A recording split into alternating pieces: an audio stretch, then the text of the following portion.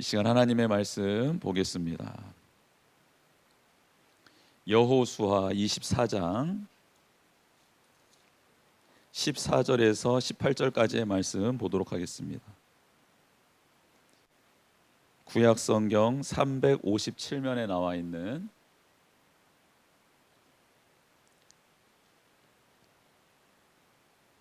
여호수아 24장 14절에서 18절까지의 말씀 한 절씩 교독하도록 하겠습니다. 저와 여러분들이 한 절씩 교독하겠습니다. 그러므로 이제는 여호와를 경외하며 온전함과 진실함으로 그를 섬기라. 너희의 조상들이 강 저쪽과 애굽에서 섬기던 신들을 치워버리고 여호와만 섬기라.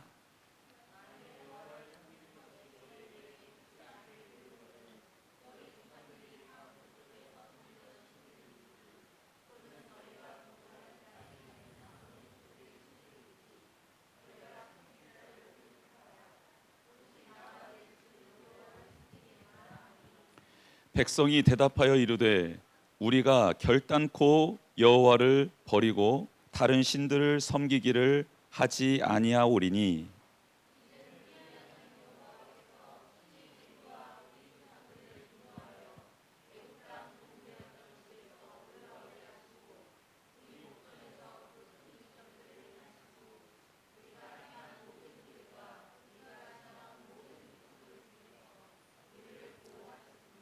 같이 읽겠습니다. 여호와께서 또 모든 백성들과 이 땅에 거주하던 아모리 족속을 우리 앞에서 쫓아내셨음이라. 그러므로 우리도 여호와를 섬기리니 그는 우리 하나님이심이니이다 하니라. 아멘. 오늘 이 말씀을 가지고 여호수아가 전한 마지막 메시지의 교훈이라는 제목으로 말씀드리겠습니다. 여호수아가 전한 마지막 메시지의 교훈이라는 제목입니다. 여러분, 오늘 본문에 등장하는 여호수아는 나이가 많이 들었습니다. 그리고 가나안 땅을 정복하면서 수많은 전쟁을 치렀던 터라 육신적으로도 좀 약해져 있는 때였습니다. 곧 이제 하나님께서 부르시려는 그런 타이밍에 여호수아가 느꼈습니다. 이제 하나님께서 나를 곧 데려가시겠구나. 그리고 이제는 내가 이 이스라엘 백성들과 헤어질 때가 되었구나. 그러면서 모세를 생각했을 것 같아요. 모세가 모압 평지에서 하나님이 불러 가시기 전에 이스라엘 백성들을 모아놓고 하나님 율법에 대해서 또 하나님의 백성으로 승리하는 법에 대해서 마지막 설교를 해주고 그 다음에 이렇게 하나님 부름 받았던 것처럼 여호수아도 하나님 앞에 무릎을 꿇습니다. 하나님, 제가 이제 곧 하나님 앞에 올라가게 될 터인데 이 백성들에게 나눌 말씀을 주십시오 라고 겸손히 하나님 앞에 엎드려서 하나님의 음성을 듣지요. 그리고 그 말씀을 가지고 이스라엘 백성들에게 대언하는 장면이 여호수아 23장과 24장에 기록되어져 있습니다. 그런데 23장에는 누구를 대상으로 하나님의 말씀을 선포하냐면 지도자들 그룹을 대상으로 하나님의 말씀을 선포합니다. 그래서 지도자로 세움 받아서 이제 가나안 땅에서 앞으로 정복하고 지파별로 땅을 나눠 가진 그 지파에서 속해서 제사장 노릇을 하고 관리 노릇을 하고 수령 노릇을 하고 판결자의 역할을 감당할 지도자들을 끌어모아서 여호수아가 먼저 그들에게 하나님의 말씀을 합니다. 그 메시지를 요약하자면 이렇습니다. 하나님의 말씀을 잘 지켜라입니다. 한번 따라해 볼까요? 하나님의 말씀을 잘 지켜라. 여러분, 출애굽 1세대들은 광야에서 다 죽었습니다. 출애굽 2세대들은 광야 생활은 했고 정복 전제까지 동참했던 세대들, 그래서 지도자 그룹이 형성되었습니다. 그리고 이 출애굽 3세대들은 광야 생활도 끝물에 했고 이제 가나안 땅, 축복의 땅에 들어가서 생활할 일반 남은 주축 세력이 출애굽 3세대들이었습니다. 그러니 이제 출애굽 1세대들은 다 죽었고 출애굽 2세대들이 지도자로 있는데 이 지도자들에게 지금 여호수아가 이렇게 말하고 있는 거예요. 너희 아버지 어머니 기억나니? 라고 묻는 거예요. 가나안 땅에 들어와서 지파별로 모든 땅을 나누어 갖고 이제 다스리고, 이제는 그 남은 각 지파별로 남아있는 그 가나안 족속을 스스로 몰아내야 될, 전쟁을 치러야 될 그 일들이, 남은 과업들이 있는 출애굽 2세대들한테 이렇게 여호수아가 되묻고 있는 겁니다. 너희들 기억나니? 너희의 아빠 엄마 기억나? 그 너희 부모님들 출애굽해서 놀라운 기적을 체험, 너희들은 그때 잘 몰랐지만 너희들 수도 없이 들었잖아. 또 기억나는 사람들도 있잖아. 그런데 너희 부모님들은 어디 갔지? 이 좋은 땅, 약속의 땅, 이 땅에서 지도자로서 영원토록 하나님께서 주시는 이 복을 누리고 자손 대대로 축복해야 될 너희 부모들 어디 갔지라고 되묻는 거예요. 이 세대들이 생각을 하는 겁니다. 정말 우리 부모님들 어디 갔지? 어디 갔어요, 부모님들? 어디 계세요, 여러분 부모님들? 집에 계시고 고향에 계시죠? 근데 이 지금 출애굽 2세대들이 엄마 아빠를 생각하는데 엄마 아빠가 다 어디서 죽은 거예요? 광야에서 죽은 겁니다. 그런데 동일하게 이 질문이 또 떠오르는 거예요. 왜 죽었지, 우리 엄마 아빠가? 출애굽하고 그 영광을 보고 그 놀라운 기적을 체험했던 나의 엄마와 아빠가 왜 이 땅을 못 밟았지? 왜 죽었지? 딱 한 가지였던 겁니다. 하나님의 말씀을 온전히 받아들이지 못하고 순종하지 못했던 겁니다. 그래서 여호수아가 그 2세대들 지도자들만 따로 모아놓고 기억하라는 거예요. 하나님의 말씀을 소중히 여기고 하나님의 말씀이 임하면 그 상황이 어찌됐든 그 말씀을 주신 그 하나님을 신뢰하며 그 말씀 따라가 발을 내딛고 그 길을 걸어갈 때에 이 땅 약속이 이루어질 수 있다는 것을 기억하라는 겁니다. 이것을 절대 잊지 말라는 거예요. 이게 23장의 내용입니다. 하나님의 말씀이 떨어지면 좌로나 우로나 치우치지 말고 오직 그 말씀을 따라 걸어가라.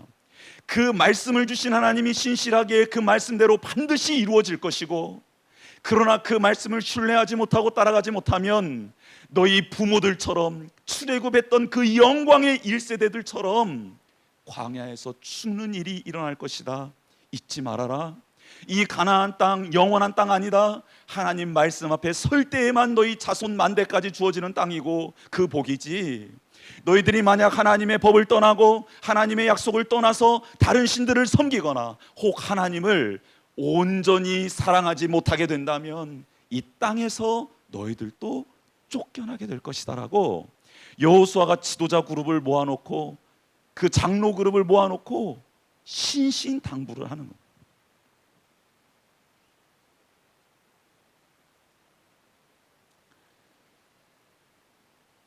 가끔 제가 기도가 잘 안 될 때, 그리고 좀 힘들 때 있잖아요. 그때 누구를 생각하냐면 저희 할머니를 먼저 생각하고, 그 다음에 저희 아버지를 생각하고 저희 어머니를 생각해요. 왜 생각할까요? 그분들은 저보다 훨씬 열악한 상황 가운데 있었을 때 하나님 앞에 정말 최선을 다해 살아가셨던 분들. 저는 지금 너무 그 환경이 좋죠. 기도하는 환경, 말씀 볼 환경,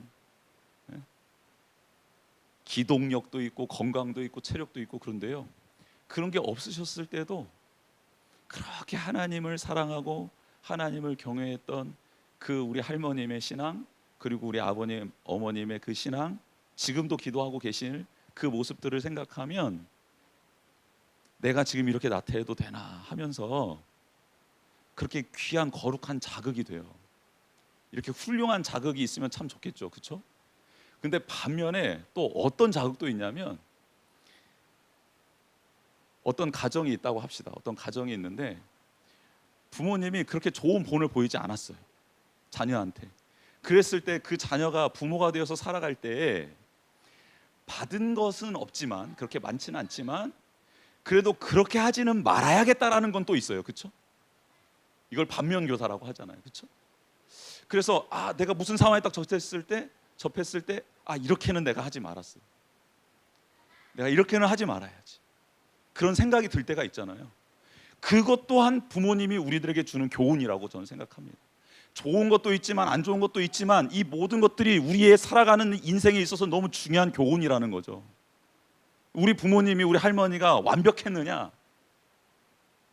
아버지가 이걸 안 보고 계실 줄 믿고, 우리 아버지 잘 이런 거 잘 못하시니까 그렇지 않아요.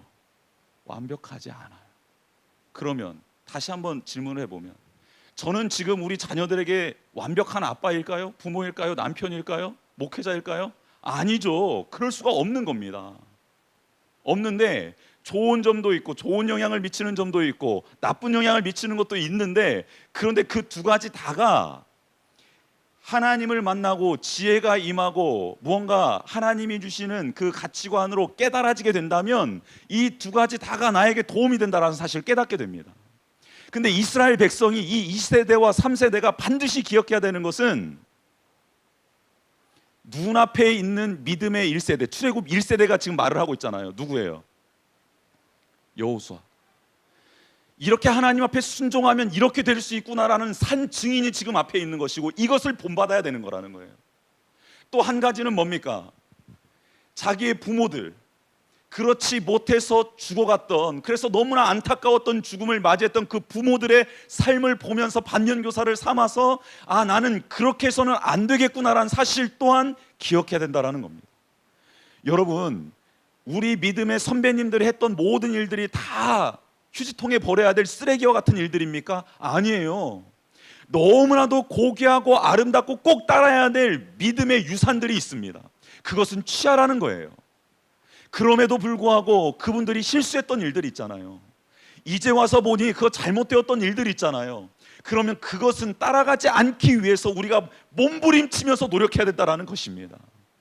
여러분, 믿음의 1세대들에게 배워야 될 것은 무엇입니까? 어떠한 순간에서도 먼저 하나님 앞에 무릎을 꿇었다라는 거예요. 인간의 힘으로 할 수 없고 감당할 수 없는 일이 있을 때에 두려워 떨거나 무서워하는 것 똑같았어요. 다 똑같았습니다.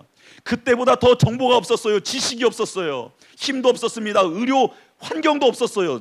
의술도 뛰어나지 않았습니다. 그럼에도 불구하고 그들이 할 수 있었던 너무나도 소중한 일 한 가지가 있었는데, 그것은 무엇이냐면 그 마음을 가지고, 그 아픔을 가지고 하나님 앞에 나와서 십자가 앞에 생명을 건 기도로 무릎을 꿇었다라는 겁니다. 하나님 없이는 안 됩니다. 하나님 도와주셔야 삽니다. 하나님이 아니고서는 안 됩니다라고 그 하나님 앞에 목 놓아, 정말 예수 그리스도께서 겟세마네 동산에서 땀방울이 핏방울이 되는 것처럼 자녀를 위하여, 혹은 지금 내 앞에 당면한 문제를 위하여 하나님 아버지 도와주십시오, 하나님밖에 길이 없습니다라고 온 마음을 들여 기도했다라는 거예요.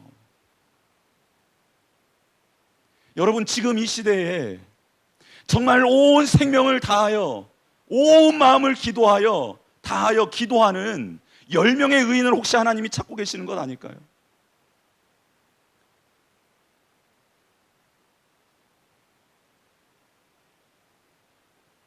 예전에 어떤 목사님이 그러시더라고요. 선배 목사님이 산에 가서 소나무 뿌리를 뽑아야 목회가 된다고 해가지고 가서 산에 올라가서 소나무를 이렇게 흔들어 봤대요. 이렇게 소나무를 흔들려요, 안 흔들려요?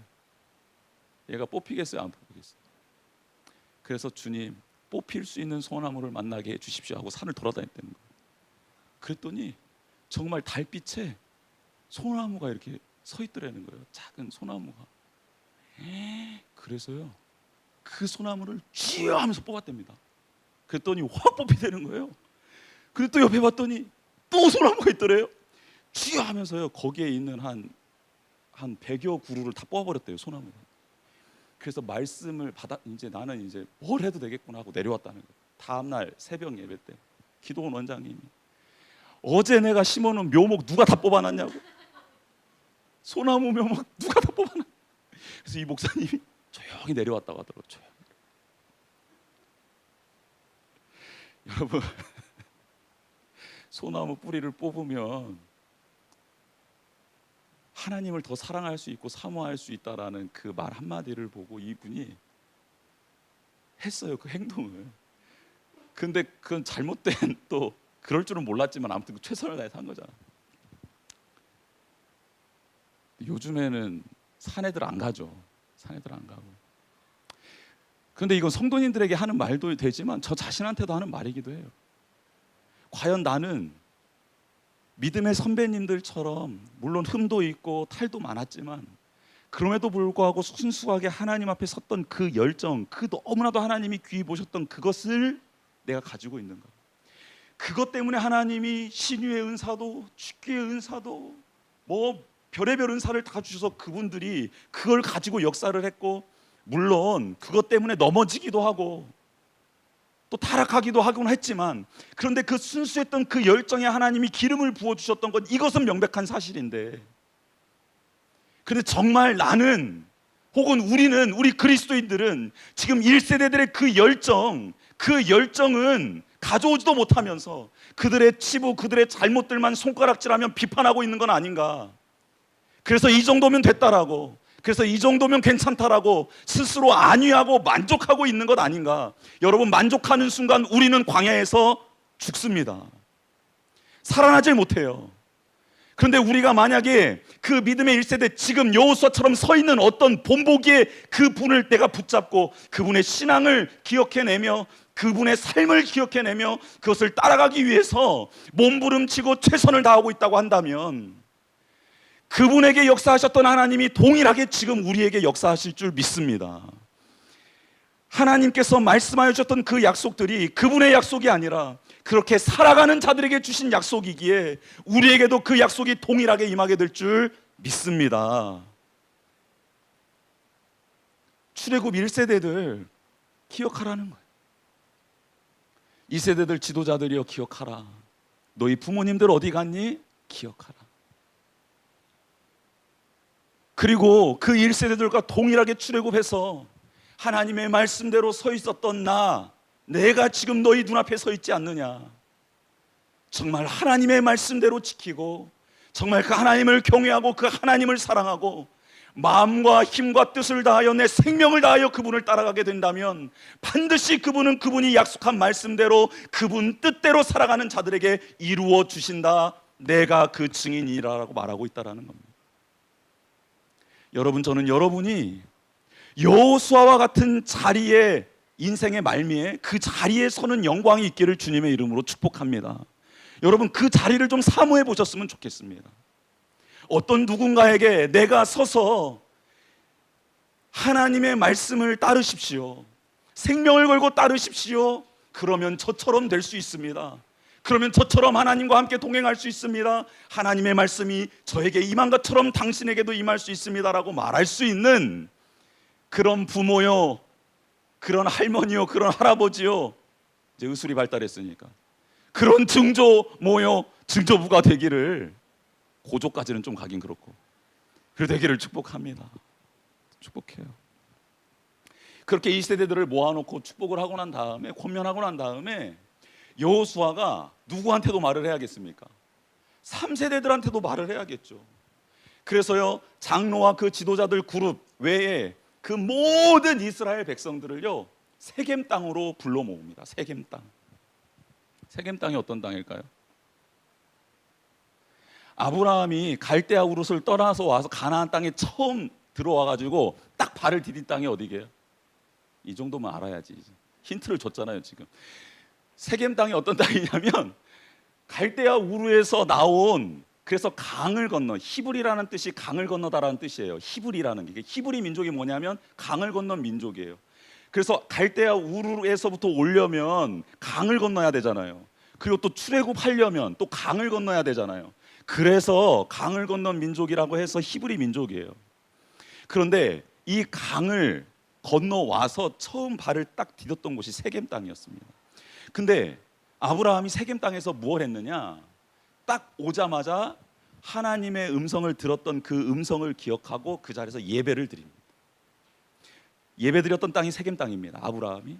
그 다음에 이삭이 난 아들이, 두 아들이 있죠?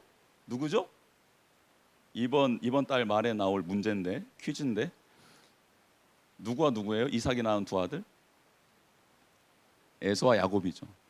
야곱이 20년간 하란에 갔다가 돌아올 때 야복 나루터에서 기도해가지고 에서를 만나잖아요. 에서를 만났는데 극적으로 화해를 하잖아요. 화해하고 난 다음에 20년 전에 약속했던 땅이 어디였죠? 베델이라는 곳이었잖아요. 하나님의 집이라는 곳이었잖아요. 베델, 내가 다시 이곳에 와서 하나님께 예배드리겠다고 약속했고, 하나님은 그때까지 내가 너를 보호하고 인도하고 지켜주겠다 약속해 주셨잖아요. 그런데 야곱이 와서 형과 에서하고 확 풀어지고 난 다음에 베델로 가기 전에 꼭 밟아야 될 땅, 가나안 땅에 들어가려면 첫 번째 밟아야 될 땅이 어디라고요? 그 땅에 딱 밟았는데 그 세겜 땅이요, 물이 좋고 풍수 지리학적으로 기가 막힌 땅인 거예요. 누가 첫눈에 알아봐요? 이거에 능통한 자 있잖아요. 야곱이 그 땅을 첫눈에 알아보는 거예요. 우리 전 집사님처럼 딱 보면 딱 아는 것처럼 야곱이요, 딱 보고 딱 여기구나 하고 거기에다가요 짐을 싹 풀어버리는 겁니다. 세겜에다가. 근데 세겜에다가 짐을 풀자마자 그 다음 날 당한 일이 뭐죠? 외동딸 디나가 몹쓸 짓을 당하죠. 그리고 그의 오빠들이 어떻게 해요? 시므온과 레위가 칼을 들어가지고 세겜 족속의 남자들을 싹 도륙해 버립니다. 피해 전쟁이 일어나 버립니다. 그래서 벌벌벌 떨고 있는 야곱에게 하나님이 뭐라 그래요? 나타나셔서 네가 머물 땅은 이 땅이 아니고 어디라 그래요? 베델이라 그래요. 베델로 가라 그래요. 그런데 베델로 가려고 짐을 다 싸서 딱 일어났는데 세상에나 요상에나 그때 야곱의 눈이 팍 뜨이는 거예요. 가족들을 딱 모아놓고 출발하자 하고 딱 일어서는데 눈이 팍 열리면서 뭘 보냐면 주렁주렁 차고 있었던 신을 섬기기 위했던 귀고리, 목고리, 장신구들이 눈에 싹 들어오는 거예요. 이제까지 한 번도 안 들어왔던 게. 그래서 뭘 하면요, 세겜 땅 상수리나무 밑에다가 모든 신들을 섬기는 제의적인 그 귀고리, 팔찌, 장신구들을 싹 걷어다가요 세겜 땅에다 묻어버립니다. 묻고 올라간 때가 베델이에요. 즉 뭐냐면 세겜이라는 땅은 뭐냐면 예배의 자리이기도 하지만, 만약 하나님 외에 다른 것에 눈길을 두고 다른 것에 마음을 두면 반드시 화를 당하는 땅이라는 너무나도 극명한 증거가 있었던 땅이 세겜 땅이었다라는. 또 한 가지, 믿음의 조상들이 묻혔던 땅이 세겜 땅입니다. 여러분, 요셉이 너희들 나중에 분명히 출애굽할 때가 있을 텐데 그때 내 해골 들고 가서 꼭 장사 지내줘야 돼 라고 말을 하잖아요. 그래서 창세기 50장이 어떻게 끝나냐면 요셉이 입관하는 걸로 끝납니다. 뭐 하는 걸로 끝나요? 그러면 장례가 입관으로 마지막 되면 돼요, 안 돼요? 장례 순서가 어떻게 되죠? 입관 후에 또 뭐가 있잖아요. 입관한 다음에 뭐를 해야 돼요? 발인을 해야 되고, 발인하고 난 다음에 뭐래요? 화장을 하든지 아니면 매장을 하잖아요. 그것까지가 끝나고 난 다음에 뭐래요? 그 다음에 돌아와서 위로 예배를 드리거나 혹은 감사 예배를 드리면서 마무리를 짓잖아요. 이게 장례 절차인데 지금 요셉은 어디까지 왔어요? 입관까지는 했어요. 근데 뭐가 안 된 거예요 지금? 매장이 안 된 거예요. 발인도 안 됐고 매장도 안 된 거예요. 그런데 출애굽하면서 요셉의 그 해골을 유골을 가지고 나오잖아요. 정복전쟁 다 끝나고 오늘 여호수아 23장에 무슨 내용이 나오냐면 요셉의 그 뼈 유골 있잖아요. 이거를 세겜 땅에 묻습니다. 반드시 하나님이 말씀하신 것은 반드시 이루어진다라는 또 땅, 이 증표가 세겜이라는 땅이었어요.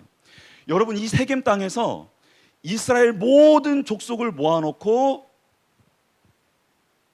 여호수아가 마지막 설교를 하는데 3세대들이잖아요. 출애굽 3세대들, 아무것도 모르는 3세대들, 너무나도 걱정스럽고 답답한 마음의 메시지를 전하는데 4가지 메시지를 전합니다. 첫 번째 메시지는 뭐냐면 너희 조상, 믿음의 조상 아브라함을 하나님이 택하셨는데 완전히 은혜로 택하셨고 그를 끌어내시는데 완전히 은혜로 끌어내셨다라는 것을 첫 번째 메시지로 전합니다. 즉 너희 출애굽 3세대들 반드시 기억해. 너희들이 잘나서 지금 이 땅 들어온 거 아니야. 너희들이 힘이 있고 무슨 능력이 있고 하나님의 말씀을 잘 순종해서 들어온 게 아니라 너희들이 지금 이 가나안 땅에 들어가서 살 수 있는 이유는 하나님의 은혜야. 이 사실 잊어버리면 너희들 큰일 나. 이거 하나를 말을 합니다. 두 번째 무슨 말을 하냐면 애굽 땅에서 종살이하고 있었던 너희들을 하나님이 친히 인도하여서 광야에 38년 동안을 지내게 하셨는데 38년 동안 무슨 일이 있었는 줄 아니? 세상에나 광야에서 너희들 굶어 죽지 않았단다. 광야에서도 하나님이 너희들을 보호하실 수 있고 먹이실 수 있고 지키실 수 있단다. 그런데 이 가나안 땅 여기는 말해야 무엇하겠냐. 광야에서도 너희들을 먹이시고 지키실 수 있었던 이분이 가나안 땅에서도 못 지키시겠느냐? 하나님은 너희들을 보호하시고 지키시는 분이다라는 사실을 가르쳐 줍니다. 세 번째, 적들, 대적해서 하나님을 대적하고 이스라엘 민족을 대적해서 일어나는 민족들을, 그 대적들을 하나님께서 모두 멸하여 주셨다라는 것을 선포합니다. 가나안 땅 들어오기 전에 요단 동편에 시온과 바산이라는 나라에서 하나님이 전쟁을 하게 하고 그들을 싹 몰아내 버리잖아요. 동편 땅에 있는 것들, 동편 땅에 있는 족속들을요. 근데 그 동편 땅에 있었던 족속들이 어떤 족속이냐면 정복자로서 명성을 떨쳤던 민족, 두 민족이 그 동편에 있었습니다. 그리고 이 동편 땅 때문에 가나안 서쪽, 이 서쪽 요단강 이편의 서쪽 편에 있었던 나라들이 평안할 수 있었던 거예요. 왜냐하면 이 나라들 두 나라가 전쟁을 해서 져본 적이 한 번도 없었거든요. 그런데 광야에서 생활하고 있었던 무슨 지팡이 들고 다니는 애들이 와가지고 매 하는데 막 죽어버리고 하는데 또 죽어버리고 이렇게 해가지고 그 두 왕이 죽어버린 거예요. 그러니 가나안 서편에, 그 소식을 들었던 서편에 있었던 민족 일곱 족속이 어떻게 되었더라고 성경에 나와 있어요. 통독했으니까 마음이 간담이 어떻게 됐다? 이야, 우승 후보인데 다음 주에 있을 우리 퀴즈대회 우승 후보인데요. 저쪽 셈 굉장히 경계해야 될 것 같습니다. 천하무적이었던 이 두 족속이 다 이스라엘 백성에게 패해버리니까 이쪽 서편에 있었던 일곱 족속이요 바달바달 떠는 거예요. 걔네들이 백전백승인 그 민족들이 이런 애들한테 죽었다고 어떻게 된 거야? 벌벌 떠는 거예요. 그래가지고요 모압 왕이었던 발락이요 이것은 전쟁으로 우리의 힘으로 싸워서 이길 게 아니구나라고 해가지고 주술을 걸어서 이 민족을 죽여버려야겠다라고 모압 왕 발락이 굉장히 성견지명을 내죠. 그래서 점술가로서 당대 최고, 말하면 그대로 되는 거예요. 복민교회는 흥황할지어다 그러면 흥황해버리고 막 이런 일들이 일어나는 거 있잖아요. 막힌 거 뭐예요? 그거 풀어질지어다 그럼 막 이런 점술가 중에 최고봉 발람을 데리고 옵니다. 발람을 데리고 와서 이스라엘 민족은 모르게 진행되고 있는 일이잖아요. 그런데 발람한테 이 민족을 저주하라 그래요. 몇 번이나? 3번이요. 그런데 하나님이 뭐라 그래요? 발람한테 너 그렇게 말했다가 너 죽는다. 그러니까 어떻게 해요? 발람이 저주할 이스라엘 민족이여 너희들은 가나안 땅을 차지할지어다 이렇게 되는 거예요. 막 저주를 퍼부으려고 가서 막 섰는데 막 입이 이상하게 바뀌고 그러니까 발락이 너 지금 뭐 하는 거냐? 내 돈 이렇게 많이 먹어놓고 너 지금 뭐? 그래서 장소로 이 장소 안 좋은가 보다. 장소로 옮겨가면서 저주하라고 하는데 발람이 딱 마음을 먹고 이스라엘이 잘될 민족아 막 이렇게 나오는 거예요. 그래가지고 자기 고향으로 그냥 돈도 못 받고 돌아가 버려요. 여러분 눈에 보이는 적이 단 줄 아세요? 눈에 보이는 나를 힘들게 하는 사람이 다라고 생각하세요? 여러분 착각하지 마시라. 여러분이 상상할 수 없는 곳에 적들이 엄청 많이 있습니다. 그런데 그 사람들을 여러분들이 느끼지도 못하고 알지도 못하는 이유가 뭔 줄 아세요?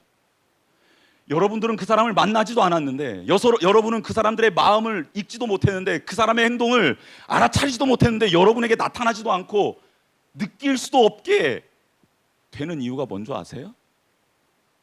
하나님이요 미리 다 막아주시는 겁니다.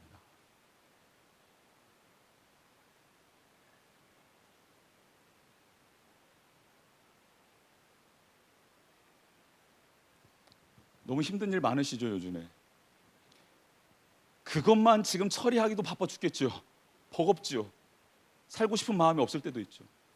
여러분 혹시 하나님이 잠시 눈을 열어주셔서 보이지 않는 적들까지 보게 하시잖아요.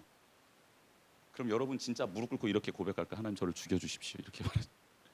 그런데 그래도 지금 살만한 이유는요, 하나님이 여러분이 신경도 못 쓰는 그 수만 가지 수억 가지 일들을요 미리 다 처리하고 계십니다.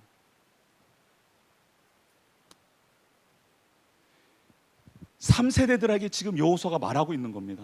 기억하라는 거예요. 너희 대적들, 하나님을 대적하여 일어나는 자들은 너희의 활과 병기로 이길 수 있는 상대들이 아니고 그 적들은 하나님께서 멸해 주실 것이다라는 겁니다.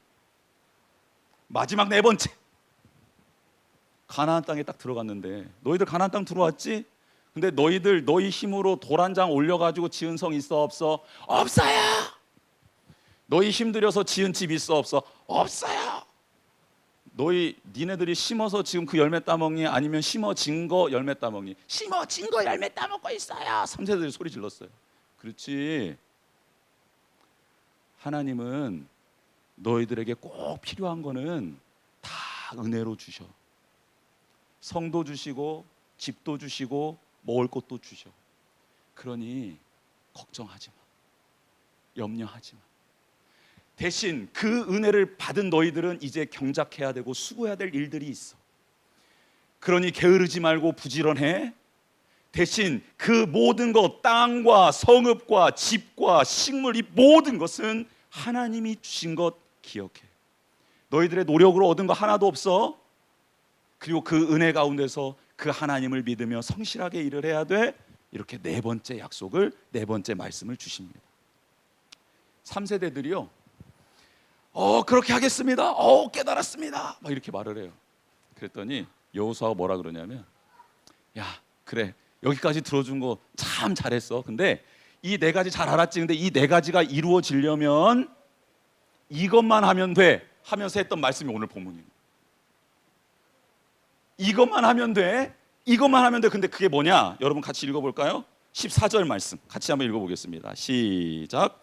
그러므로 이제는 여호와를 경외하며 온전함과 진실함으로 그를 섬기라. 너희의 조상들이 강 저쪽과 애굽에서 진들을 치워버리고 여호와만 섬기라. 여러분, 첫 번째는 하나님을 두려워하는 겁니다. 여러분, 하나님을 두려워하지 않으면요, 우상을 섬기게 되어 있고 욕망을 따라가게 되어 있습니다. 그리고 죄가 딱 들어오잖아요. 근데 하나님을 두려워하는 마음이 사라지잖아요. 죄가 오잖아요. 그러면 죄와 타협을 합니다. 이거를 좋아하게 돼요. 그냥 이렇게 타협하면서 같이 살아가게 돼요. 그런데 하나님을 경외하게 되잖아요. 두려워하게 되잖아요. 그럼 죄가 왔을 때 죄를 물리치게 됩니다. 떠나게 돼요. 나의 욕망을 끊어내게 됩니다. 여러분, 다른 신을 섬기지 않게 돼요. 왜냐하면 하나님을 경외하고 두려워하기 때문에 그렇습니다. 여러분, 하나님을 두려워하는 자 되기를 주님의 이름으로 축복합니다. 이게 정확히 우리의 신앙을 안전하게 보호할 수 있는 최고의 장치입니다. 하나님을 경외하는 것, 지혜의 근본입니다. 하나님을 두려워하는 것, 이게 신앙의 근본입니다. 여러분, 하나님을 두려워하는 자, 그래서 코람데오의 정신으로 혼자 있을 때는, 함께 있을 때든, 둘이 있을 때든, 어느 곳에 있을 때든지 하나님이 지금 나와 함께 하시고 그 하나님이 지금 나를 지키시고 나를 보호하신다 하면 그 어떤 유혹과 시험 가운데서도 능히 이겨나가게 될 줄 믿습니다. 여러분, 죄가 짝하게 되는 이유는 하나님을 두려워하지 않기 때문에 그렇습니다. 여러분, 그런데 놀라운 사실은 하나님을 사랑해도요, 죄를 짝하게 된다니까요. 사랑의 하나님을 기억하고 용서의 하나님만을 기억하고 있으면요, 죄와 버텨서 살아갈 수 있어요. 그런데 하나님을 두려워하잖아요. 그럼 하나님을 사랑하는 마음과 하나님을 두려워하는 마음, 이 동전의 양면과 같은 공의와 사랑의 하나님이 내 안에, 그런 예수 그리스도가, 그런 성령님이 내 안에서 역사하고 계신다면 신앙생활이 균형을 잡게 되고 죄를 멀리하고 하나님의 말씀을 가까이 하게 되고 그 말씀을 기뻐하게 되고 그 하나님 사랑하는 것이 너무 즐거운 일이 된다라는 것입니다. 여러분, 하나님을 경외하는 것, 두려워하는 것이 첫 번째입니다. 그리고 하나님을 섬기라고 합니다. 하나님을 섬긴다라는 건 뭐냐면 하나님을 사랑하는 겁니다. 하나님을 사랑하는 것. 24장 19절 말씀에 여호와가 백성에게 이르되 너희가 여호와를 능히 섬기지 못할 것은 그는 거룩하신 하나님이시요 질투하시는 하나님이시라고 나와 있습니다. 여러분, 질투는 근본적으로 사랑하기 때문에 생기는 감정입니다. 하나님이 우리를 너무 사랑하셔서 우리가 다른 것을 사랑하고 다른 거에 눈을 두고 다른 거에 마음을 주면요, 질투하신다라는 거예요. 여러분, 이걸 반대로 생각해 보면 우리가 도대체 어떤 존재이기에 하나님이 우리를 질투할 정도로 사랑하시는 걸까요? 너무 감사하죠. 우리가 무엇이 간데 하나님이 질투할 정도로 우리를 사랑하실까요? 그런 사랑을 받는 우리라면 이제 우리 또한 하나님만을 사랑하게 되기를 주님의 이름으로 축복합니다. 무언가를 해야 하나님을 기뻐하시는 게 아니에요. 하나님을 사랑하면, 하나님을 기뻐하면, 그냥 하나님 자체를 즐거워하면 그것으로 하나님은 만족하고 그것 하는 자에게 모든 것을 할 수 있는 길을 열어주신다라는 겁니다. 예배 드릴 때 의무적으로 예배 드리는 사람 표정이 딱 보여요. 이렇게 인상이 써지고 팔짱이 꼬아지고 엉덩이가 이렇게 앞으로 나오고 이렇게 나오고, 이게 의무적으로 드리는 그리스도인들. 근데 하나님 만나는 게 기쁜 사람은요, 자세부터가 달라요. 이렇게 딱 이렇게 뭔가 앞으로 이렇게 싹 쏠. 하나님 표정도 달라. 표정도. 기쁜 찬양 아까 막 뭐 했잖아요. 기쁜 찬양에 막 이렇게 기뻐야 되는데,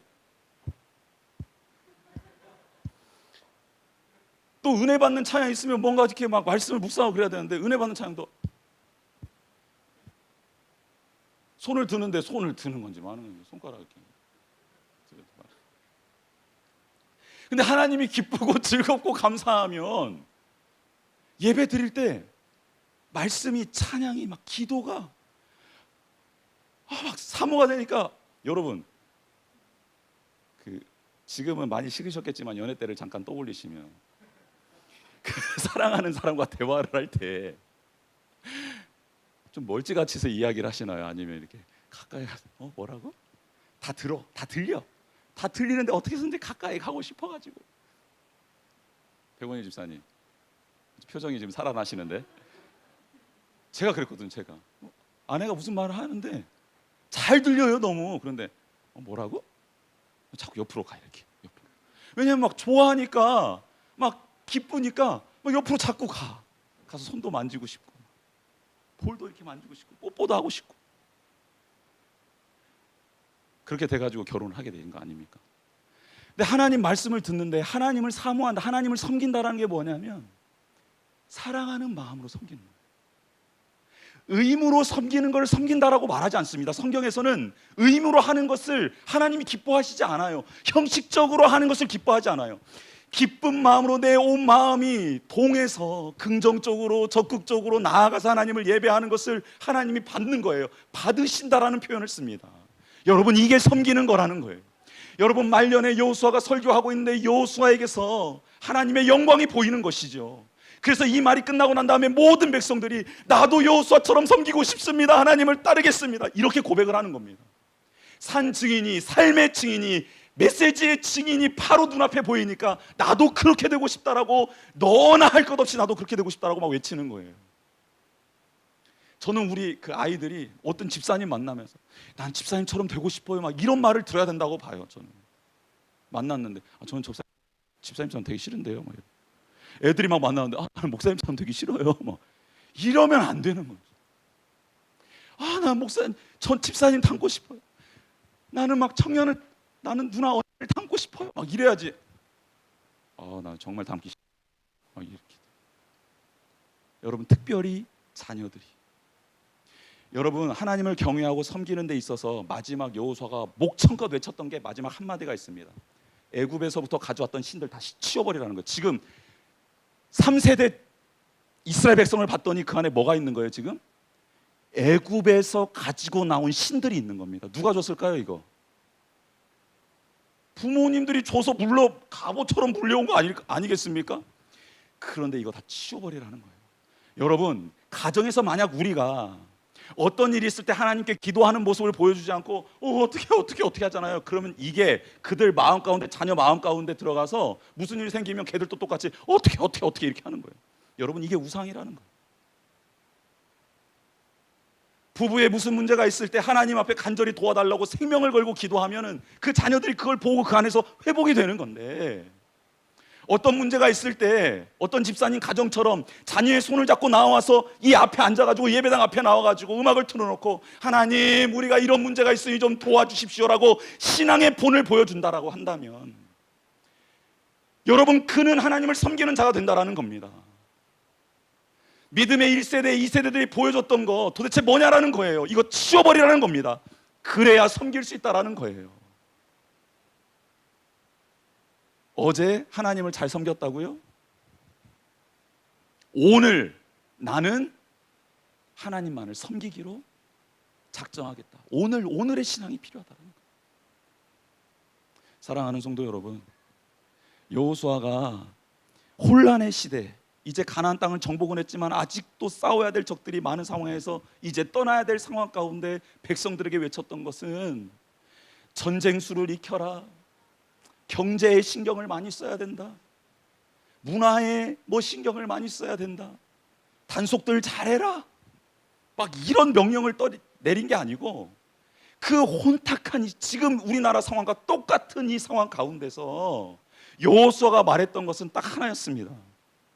하나님을 경외해라, 그분만을 섬겨라. 한번 따라해 볼까요? 하나님을 경외해라, 그분만을 섬겨라, 다른 길이 없느니라. 다른 길이 없어요. 다른 길이 없어요. 이 시간 같이 찬양하며 나아갔으면 좋겠습니다.